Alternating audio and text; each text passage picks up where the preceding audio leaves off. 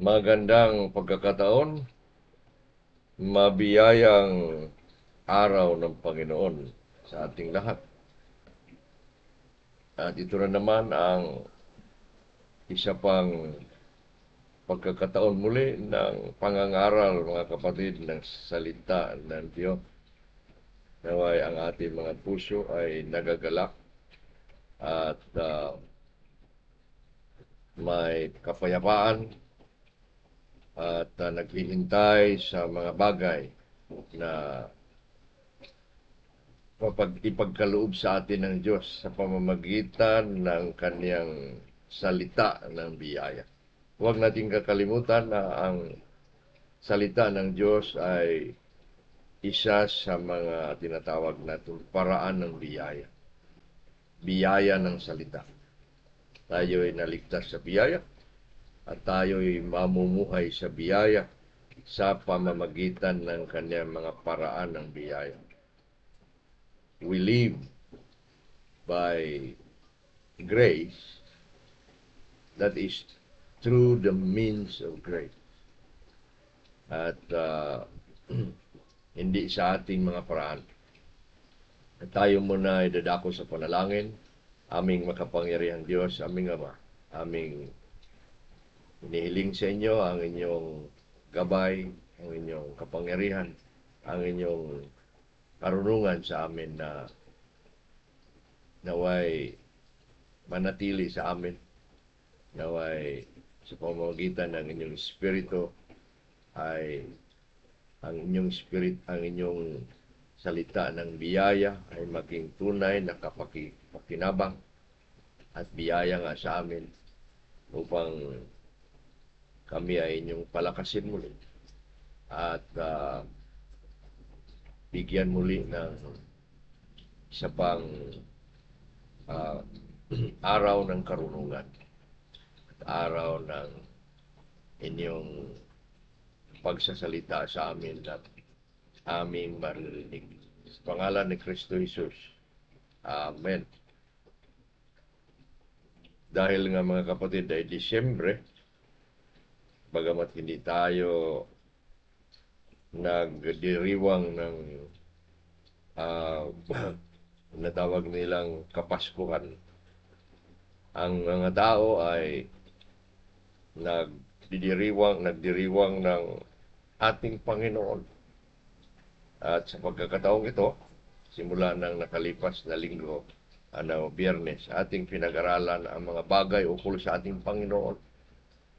Yan na lang ang ating magawa. Hindi tayo sasali sa mali at sinungaling na mga paraan ng kasaysayan na ating tinatanggap. Huwag nating tanggapin ang kasinungalingan na si Kristo nga ay sinilang sa Disyembre, na mayroong isang iniwan na piyesta na hindi naman iniutos. At sa parang ito ating bigyang magandang pag-iisip at pag-aaral ang mga bagay ukol sa ating Panginoon, ang ating Panginoong Hesus Kristo. Nakalipas, pinag-aralan natin ang mga pangalan at hindi pala mga pangalan, ngayon yan. Pinag-aralan natin ang mga kahulugan at mga layunin sa pagpakatao ni Jesus Kristo. Yan yung kanyang incarnation. Binigyan nating panahon ang pag-aaral sa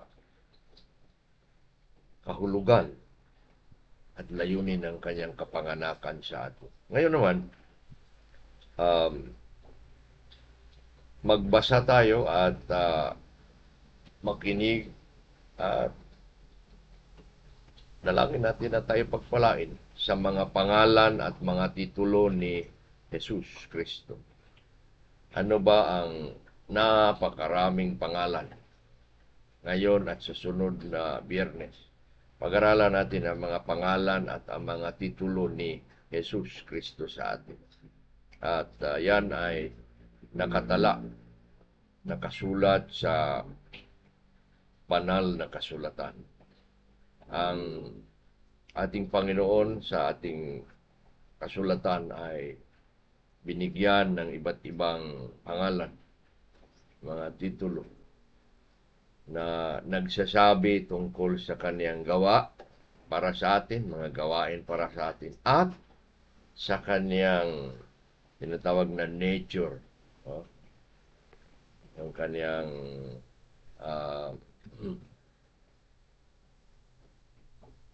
nature, ano ba yan sa Tagalog? We will learn about the names and the titles of Jesus Christ that speaks about His work and His nature. Kanyang pagka-Panginoon sa atin. So, sa pangalan niya, nasasabi, nalalaman kung ano ang mga gawa niya para sa atin at ano ang kanyang masasabi nating nature. At meron tayong 20 mga kapatid. Maghanda kayo sa 20 mga pangalan at titulo ng ating Panginoong Hesus Kristo. Unang-una mga kapatid, itong Mesias. Si Kristo Jesus, ang ating Panginoon, ay tinatawag na Mesias.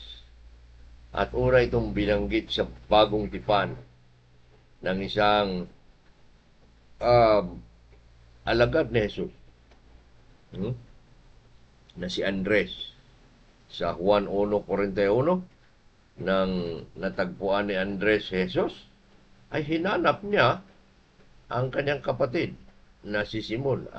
Nasusulat yan sa Juan 1:41. Hinanap muna niya ang kanyang sariling kapatid na si Simon. At sinabi niya kay Simon, natagpuan na namin ang Mesias. Sapagkat may kasama si Andres nung siya ay nakatagpo kay Jesus, ang Mesias. Sinabi, natagpuan na namin ang Mesias na siyang Kristo. Sa mundo ng mga Hudyo, hanggang ngayon sa Israel, meron silang hinihintay na Mesias. Mesias ang pangakong deliverer, tagapagligtas sa dating tipan. Napakaraming mga sinasabi sa aklat ng Isayas, sa aklat ng Ezekiel, sa aklat ng Jeremias, iba pa, sa mga propeta tungkol sa isang parating na tagapagligtas upang palayain ang Israel. Yan ay isang larawan ng pangyayari noong sila ay lumaya nga sa Ehipto. At isang araw, may parang gawa ang Diyos na kagaya ng Moses sa dating tipan. Ay lalabas ang isang makamoses, tagapagligtas na ahunin, Tama ba yan? Kukunin, ililipat ang kanyang bayan, ang bansa ng Israel ay palayain sa pagkaalipit, sa kasamaan, at dalhin sa kaharian ng Diyos. Kagaya nga ng sinabi ng Jeremias 23:5. Narito ang mga araw na dumarating, sabi ng Panginoon, na ako'y magbabangon kay David ng matuwid na sanga. Tingnan mo. Siyang righteous branch. At maghahari siya. At uunlad. Siya ay maghahatol ng was ng tamang kahatulan at magpapahayag ng katarungan. Tingnan ninyo, isa lang yan, napakaraming mga talata sa dating tipan na naghahayag ng isang tagapagligtas na tinatawag na Mesias. Si Jesus ay Mesias. Pangalawa, si Kristo, Jesus ay tinatawag na tagapagligtas. Savior. Tagal na nating naririnig yan. Tagapagligtas. Lagi yang magkakasama sa Panginoon at tagapagligtas. Kaya mamaya, ang pangatlo ay Panginoon. Pangalawa, tagapagligtas, Savior. Kagaya ng sinabi ni Pedro sa pangalawang Pedro 3:18, subalit magsilago kayo sa biyaya at pagkakilala sa ating Panginoon at tagapagligtas na si Jesus Kristo. Hindi maaari na paghiwalayin ang tagapagligtas at Panginoon. Kung si Kristo ay tagapagligtas, siya rin ay Panginoon. Kung ikaw ay sumampalataya sa Kanya, na siya ay iyong tagapagligtas, ikaw ay ligtas siya sa kasalanan, at ikaw ay magsisisi ng inyong kasalanan, kailangan siya ay iyong Panginoon. Siya ay susundin nyo. Siya ay ating susundin sa buhay. Ating paglingkuran sa buhay. Kagaya ng sinabi sa pangalawang Timoteo 1:10, subalit ngayon ay nahayag sa pamamagitan ng pagpapakita ng ating tagapagligtas na si Jesus Kristo, na siyang nagpawalang bisa ng kamatayan at nagdala ng buhay at walang kamatayan tungo sa liwanag sa pamamagitan ng Ebanghelyo. O tingnan niyo, ang Panginoong tagapagligtas ay kanyang pinawalang bisa ang kamatayan. At dinala niya ang walang kamatayan tungo sa liwanag. Tinatawag natin na immortality. Pangatlo, Panginoon. Tinatawag ang ating ang Jesus natin na Panginoon, Lord. Kanina tagapagligtas, Savior. Lord, sa Biblia, napakaraming kahulugan ng Lord. Isang kahulugan ng Lord ay Jehovah, Panginoon. Sa Lucas 2:11 nagsasabi, sapagkat ipanganak sa inyo sa araw na ito, sa bayan ni David, ang isang tagapagligtas na siyang Kristo ang Panginoon. Tingnan nyo, Panginoon at tagapagligtas lagi nagsasama-sama. Di maaari maghiwalay. Sa Pilipos 3:20 sinabi ni Pablo, sapagkat ang ating mamamayan ay nasa langit at mula roon ay nangaghihintay naman tayo ng tagapagligtas at Panginoon. Nandiyan na naman ang pagsasama nila. At Panginoong Jesus Kristo. Yan ang ating hinihintay. Pangapat, guro o sinasabing master sa English. Sa Juan 13:13 sinasabi, tinatawag ninyo akong guro o master, maestro at Panginoon. At tama kayo. Tama ang inyong sinasabi sapagkat ako nga yun. Sinasabi niya siya ang guro, master at Panginoon. Nagsasama naman dito ang guro at Panginoon. Kanila tagapagligtas at Panginoon. Ngayon, master and Lord.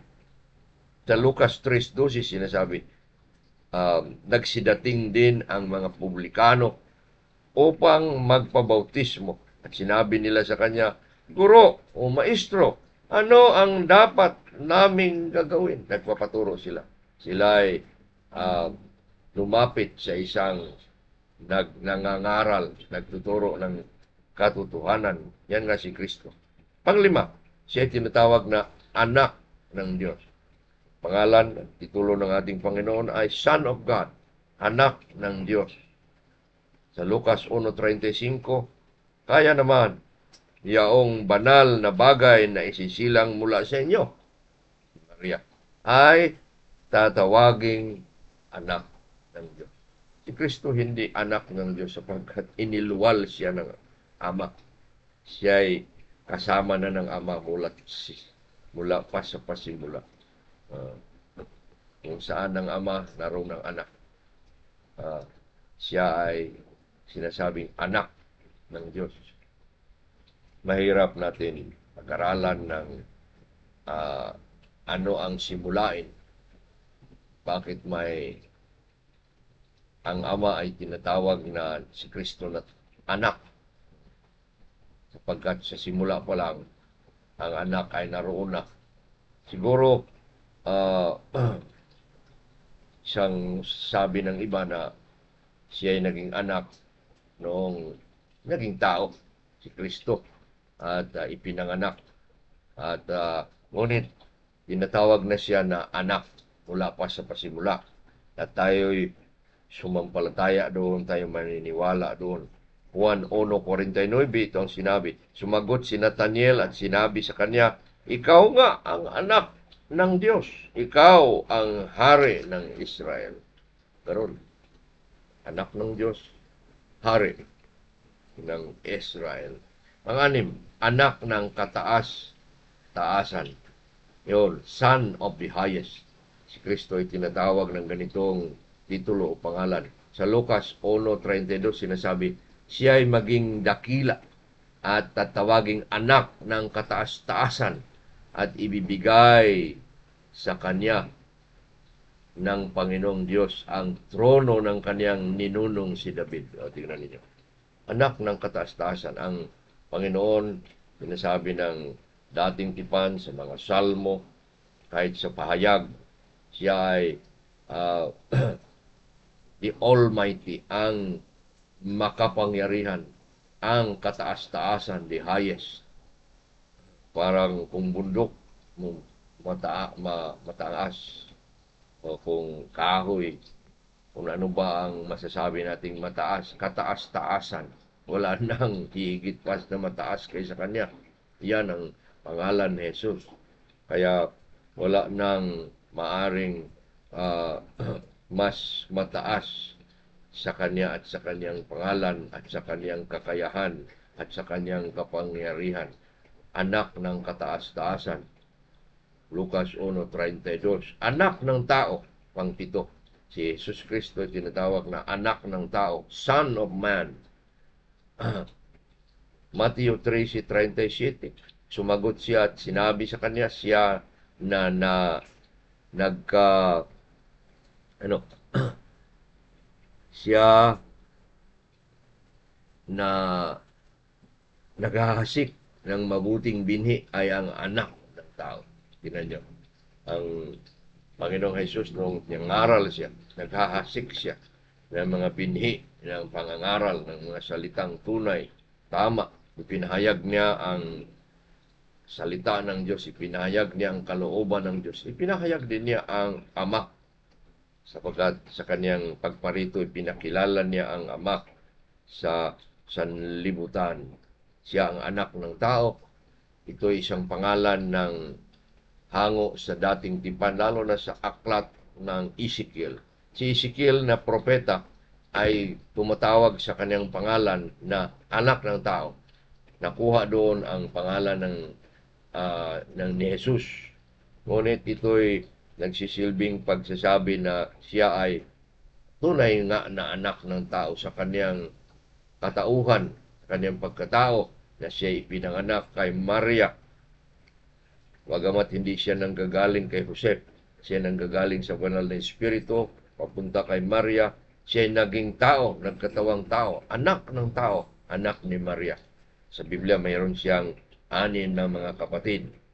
Sa Lucas 12:40 sinasabi, dapat kayong magsisihanda dahil ang anak ng tao ay darating sa oras na hindi ninyo inaasahan.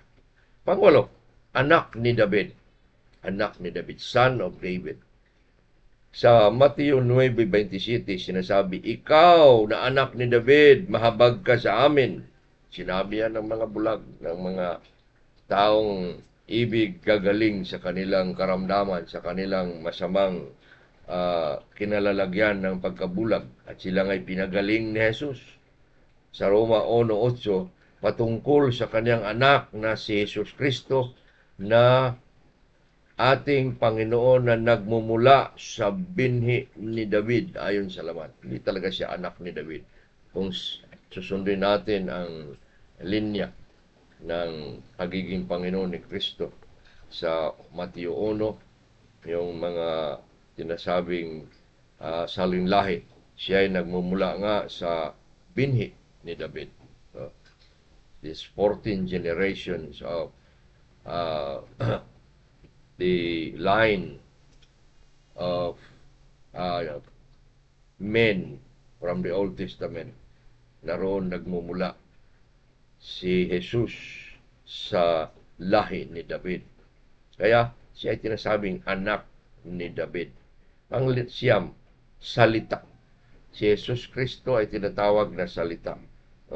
Sa Juan 1:1, in the beginning, sa simula pa ay naroon ang salita, at ang salita ay sumasa Diyos, at ang salita ay Diyos. Kaya si Jesus ay ang salita, ang na Diyos. Sa Biblia may dalawang bagay tungkol sa salita. Sabi ng Biblia na ang salita ay salita ng Diyos. Sa pahayag 19:13, at nadadamitan siya ng inilulublob sa dugo at tinatawag ang kanyang pangalan na salita ng Diyos. Si Kristo ay ang salita ng Diyos. Anuman ang sinasabi ng Ama, ay yun ang anak. Ay sinasabi ni Kristo, ako at ang Ama ay isa, sapagkat ang sinasabi ng Ama ay yun ang binabanggit ng anak. Hindi nagsasabi, sabi ni Kristo, hindi ako nagsasabi sa aking sarili, kundi ano ang sinasabi ng Ama, yan ang sinasabi ko. Isa sila, ang Ama at ang anak ay isa, sapagkat ang salita ng Ama ay ang anak. Yun, salita ng Diyos. Siya rin ay salita ng buhay. The word of life. Sa Juan 1:1, sinabi ni Apostol Juan, yaong buhat pa sa pasimula na aming nangarinig at kita ng aming mga mata, nangamasdan, nangahawakan ng aming mga kamay ang salita ng buhay. Tingnan niyo, salita ng buhay. Ang ganda ng kanilang karanasan na nakisama sila sa Panginoon, ang salita ng buhay. Pang-10, siya ang tinapay ng buhay. Tinapay ng buhay. Simulan natin ang 7 mga titulo ni Jesus sa Juan, sa aklat ng Juan. Ang sinasabi sa English na the 7 I Ams. Una, ang tinapay ng buhay. Si Kristo ay tinatawag na tinapay ng buhay. The bread of life. Juan 6:35. Sinabi ni Jesus sa kanila, ako ang tinapay ng buhay. Siya na lalapit sa akin ay hindi na kailanman magugutom, at siya na sumampalataya sa akin ay hindi na kailanman mauuhaw. Tingnan niyo, ang lalapit at sasampalataya ay hindi na kailanman magugutom. Hindi na tayo magugutom sa paghahanap ng katotohanan, sa paghahanap ng buhay walang hanggan. At sinabi pa niya, hindi na mauuhaw. Kasama sa pangalan niyang tinapay ng buhay, siya rin ay tubig ng buhay, sapagkat hindi na mauuhaw ang iinom sa kanya. Sa 6:51 ng Juan, ako ang tinapay na buhay na bumaba galing sa langit. Kung ang sino mang tao na kumain ng tinapay na ito ay mabubuhay siya magpakailanman. At ang tinapay na ibibigay ko ay ang aking laman na ibibigay ko para sa ikabubuhay ng sanlibutan. Tingnan ninyo ang sinabi ng Panginoon. Siya ang tinapay ng buhay. Kaya sa ating pagdiriwang sa bawat buwan sa hapunan ng Panginoon, ating kinakain ang isang simbolo ng kaniyang katawan ang kaniyang ang tinapay. Kaya sumampalataya, yung sabi sa Biblia na kainin, yan, sasampalataya ka sa kanya. Hindi naman talaga literal yung kainin. Iinumin sa sampalataya rin ang aplikasyon ng mga yan. Pang-11, ang liwanag ng sanlibutan. Matapos yung tinapay ng buhay, si Kristo ay nagsabi siyang liwanag ng sanlibutan. Juan 8:12. Sinabi muli ni Jesus sa kanila, ako ang liwanag ng sanlibutan. Siya na susunod sa akin ay hindi na lalakad muli sa kadiliman, kundi magkaroon siya ng liwanag ng buhay. Tayong naroon sa kasalanan at kadiliman ay kung maroon sumampalataya kay Kristo at hindi na tayo uli, hindi na tayo lalakad sa kadiliman ng pagkaalipin ng kasalanan. Pang-12, siya ang pintuan, no? The door. Si Kristo ang pintuan. Ayon sa Juan 10:7, ako ang pintuan ng mga tupa. Sa 10:7, sa 10:9, ako ang pintuan ng mga tupa, kung sino mang tao na pumasok sa pamamagitan ko ay maliligtas. Pumasok siya, lumabas, at makakatagpo ng paskulan. Ganun ang pintuan ng Panginoon sa ating pagsampalataya sa Kanya, sa ating pagkilala sa Kanya na Panginoon, ng pagsisihan ng ating mga kasalanan, ating pinasok ang pinto ng buhay na si Kristo Isus. At hindi na natin muling gawin, isang bisis lang natin pasukin ang pinto ng buhay. Pang-13, mabuting pastor. Si Kristo ang mabuting pastor, the good shepherd. Juan 10:11 at 14. Sinabi ng may dalawang bagay, ang punong pastol at pastol at pangulo. Yan ang sabi ni Pedro, no? Ayon sa Juan 10:11, ako ang mabuting pastol. Ipinagkaloob ng mabuting pastol ang kaniyang buhay alang-alang sa mga tupa. Tingnan niyo ang kabutihan ng mabuting pastol na Kristo. Ipinagkaloob niya, ibinigay niya ang kaniyang buhay para sa atin. Yun yung substitution. Tayo sana ay siya na. Siya ang nag-alay ng kanyang sarili. Si Apostol Pedro nagsasabi na itong mabuting pastol ay tinatawag din na punong pastol, the chief shepherd. Sa 1 Pedro 5:14, sinabi ng Biblia, at sa pagpapakita ng buong pastol, at sa pagpapakita ng punong pastol, ay magsisitanggap kayo ng korona ng buhay.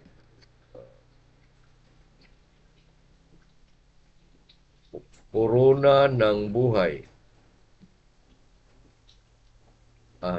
Korona ng kaluwalhatian, Ulitin natin. At sa pagpapakita ng punong pastol, ay magsisitanggap kayo ng korona ng kaluwalhatian na hindi pumuputok. Yun ang tanggapin natin, korona ng buhay mula sa ating punong pastol. Sa 1 Pedro 2:25, si Jesus din ay tinatawag na pastol at pangulo. Sapagkat katulad ninyo ang tupang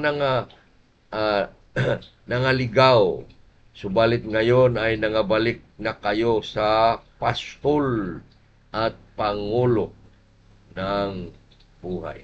Ganon ang sinasabi ng kasulatan. Number 14, ang muling pagkabuhay at buhay, the resurrection and the life. Sa Juan 11:25, sinasabi ni Jesus sa kanya, ako ang muling pagkabuhay at ang buhay. Siya na sumasampalataya sa akin, ay bagaman siya ay mamamatay, mabubuhay siya. Ito yung salita ng pag-uusap ni Maria at Marta kay Jesus. At sinabi nilang namatay na si Lazaro, sana dumating ka na maaga at hindi siya mamamatay. At sinasabi ni Jesus, ako ang muling pagkabuhay at buhay. Isip naman ni Marta at Maria na, totoo ka. Hindi kami, naniniwala kami niyan. Ang iniisip nila na sa darating pang panahon. Ngunit sa araw na yon, ang pagsasabi ni Jesus na siyang buhay, muling pagkabuhay, at binuhay niya agad si Lazaro. Presently, kaagad, maaring gawin ng Panginoon ang gusto niyang gawin. Pang-15, ang daan, ang katotohanan at ang buhay. Yan, sa Juan 14:6, the way, the truth, and the life. Ilang beses pa inulit-ulit ni Jesus na siya'y buhay. Kanina sa 14, muling pagkabuhay at buhay. Siya ang katotohanan, daan at buhay. Siya naman ang tinapay ng buhay. Siya ang salita ng buhay. Siya ay buhay. Ang daan, katotohanan at ang buhay. Ano ito? Siya ay tagapamagitan. Walang makakalapit, makakapunta sa Ama, kundi sa pamamagitan ko. Sa pamamagitan niya na siya ang daan. Siyang daan, tagapamagitan. Siya ang katotohanan. Ang tagapamagitan ay katotohanan, totoo. At ang tagapamagitan ay buhay. Siya ang buhay. Hindi patay. Yan ang pangalan, ang mga titulo ni Jesus. 16, ang tunay na puno ng ubas. Ang tunay na puno. Ubas, pinili lang ni Jesus ang ubas sapagkat yan ang kilalang tanim sa Israel. Ngunit siya talaga ang tunay na puno. 1:15, ako ang tunay na puno ng ubas at ang aking Ama ang siyang tagapag-alaga. Siyang tunay na puno at tayo'y mga sanga. Nag-alagaan tayo ng Ama. At ang tunay na puno ay matapat. Nagsasabi na mananatili tayo sa kanya na sanga. Mga sanga. Dapat hindi tayo aalis doon sa lakas, sa biyaya ng puno. Sabi ni Jesus, mananatili kayo sa akin, sa aking salita, sa aking pag-ibig. Tayo ang mga sanga, dapat naroon lagi sa lakas, sa kapangyarihan, sa salita, sa pag-ibig ng puno, upang tayo'y matatag. Sapagkat sabi ni Jesus, kung wala kayo, kung wala ako, kung hindi kayo nananatili sa akin, wala kayong magagawa. Wala tayong magagawa. Emmanuel, number 17. Emmanuel. Mateo 1:22. Narito isang birhen ang magdadalang tao at magsilang siya ng isang anak na lalaki at tatawagin nilang Emmanuel ang kaniyang pangalan, na kung isasalin ang Diyos na kasama natin, o ang kasama natin ang Diyos. Emmanuel, kasama natin ang Diyos. The presence of God is with us. Naroon ang Diyos kung saan man tayo. Hindi lang na 2 o 3 ay naroon siya sa ating gitna. Kahit ikaw ay mag-isa, naroon si Jesus kasama mo. Tayo'y sinasamahan sa presensya ng ating Panginoon. Awit 91 verse 1, no? He who dwells in the shelter of the Most High shall abide in the shadow of the Almighty. Number 18, malapit na tayo sa 20, ang Nazareno, the Nazarene. Lucas 2:23, at nakarating siya at naninirahan sa isang lungsod na tinaguriang Nazareth, tinatawag na Nazareth, upang matupad ang sinasabi ng mga propeta, tatawagin siyang Nazareno. Si Jesus na Nazareno, taga Nazareth. Dito sa amin may barangay Nazareth. Nazareth, isang barangay ba yan, isang village, isang lungsod sa Israel na si Jesus dinala ng kanyang amang si Josep at Maria ng kanyang ina upang lumayo. Hindi siya muna pumunta sa sentro. Doon siya sa bayan-bayan, sa malayo, Nazareth. At ito nga Nazareth ay isang bayan na kakaunti ang sumampalataya. Ay hindi siya gumawa ng marami mga milagro. Siya ay Nazareno. Pang-labing-siyam, siya ay tatawaging larawan ng Diyos na hindi nakikita at ang panganay sa bawat nilalang. Kolosas 1:15. Napakagandang titulo ng Panginoon. Siya ang larawan ng Diyos na hindi nakikita at ang panganay sa bawat nilalang. Una, larawan ng Diyos na hindi nakikita. Siya ang larawan ng Ama. Ang anak ay larawan ng hindi nakikita. Ganon din ang sinabi ng Biblia sa Hebreo Kapitulo 1, versikulo 3. Ano ba ang sinasabi ng nagsulat ng Hebreo 3? Na palibhasa ay siyang kaningningan ng kaniyang kalwalhatian at ang ganap na larawan ng kaniyang pagkadiyos. Ganun ang sinasabi ni Pablo, larawan ng Diyos na hindi nakikita. Pangalawa, at ang panganay ng bawat nilalang. Panganay ng bawat nilalang.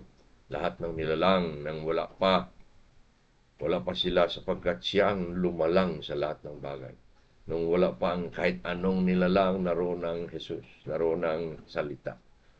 At siya ang lumalang sa lahat ng bagay. Kaya siya ang pinagmulan at panganay ng bawat nilalang. Katapusan, siya ang tagapagtanggol. Tagapagtanggol, matuwid na tagapagtanggol. The righteous advocate. Para siyang matuwid na abogado. Ang Juan 2:1 sinasabi, mga maliliit kong mga anak, isusulat ko ang mga bagay na ito upang kayo hindi magkasala. At kung magkakasala man ang sino man, ay may tagapagtanggol tayo sa harap ng Ama, na si Jesus Kristo, ang matuwid. Siyang matuwid na tagapagtanggol. Kaya kung tayo'y nagkakaroon ng problema sa mga bagay-bagay na hindi natin batid ang mga solusyon sa mga kasalanan, siya ay tinatawag na tagapagtanggol. Matuwid na tagapagtanggol ng anumang problema tungkol sa pagkakasala, sapagkat siya ang nagbigay ng kanyang sarili at dugo upang hugasan tayo ng ating mga kasalanan. Ito mga kapatid, ang ating pagbubulay-bulay sa mga pangalan at mga titulo ng Panginoon. Siya ang Mesyas, siya ang tagapagligtas, siya ang Panginoon, siya guro, siya ang anak ng Diyos, siya ang kataas-taasan, anak ng kataas-taasan, anak ng tao, anak ni David, salita ng buhay, ang tinapay ng buhay. Siya ang liwanag ng sanlibutan, siya ang pintuan, siya ang mabuting pastol, siya ang muling pagkabuhay at ang buhay, siya ang daan, katotohanan at ang buhay, siyang tunay na puno ng ubas. Siya ang Emmanuel, ang Diyos kasama natin, ang Nazareno.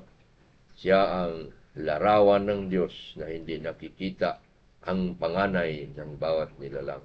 Siya ang matuwid na tagapagtanggol. Naway pinagpapala tayo sa pag-alaala at sa pagbabanggit at sa pakikinig ng mga pangalan at titulo ng ating Panginoon. Banal, kapangyarihan, makatotohanan, mabiyayang Panginoon. Tayo manalangin. Purihin ka, Ama naming Diyos, sa inyong anak na si Kristo Jesus, na siya'y isa sa inyo, sapagkat ano ang inyong sinasabi ay kanyang binabanggit at aming naririnig at aming nakikilala kayo dahil sa kanya. Purihin ka sa inyong anak na si Kristo Jesus. Turuan niyo kami na laging mag-alaala, laging mag-iisip. Mapupuno nawa ang aming damdamin pag-iisip sa inyong anak at sa pag-ibig tungkol sa kanya. Pagpalain niyo ang mensaheng ito sa aming mga puso, isip at damdamin. Pangalan ni Kristo Jesus. Amen. Hanggang sa katapusang linggo, mga kapatid, sa sunod na Sabbath day, pagpalain kayo ng Panginoon.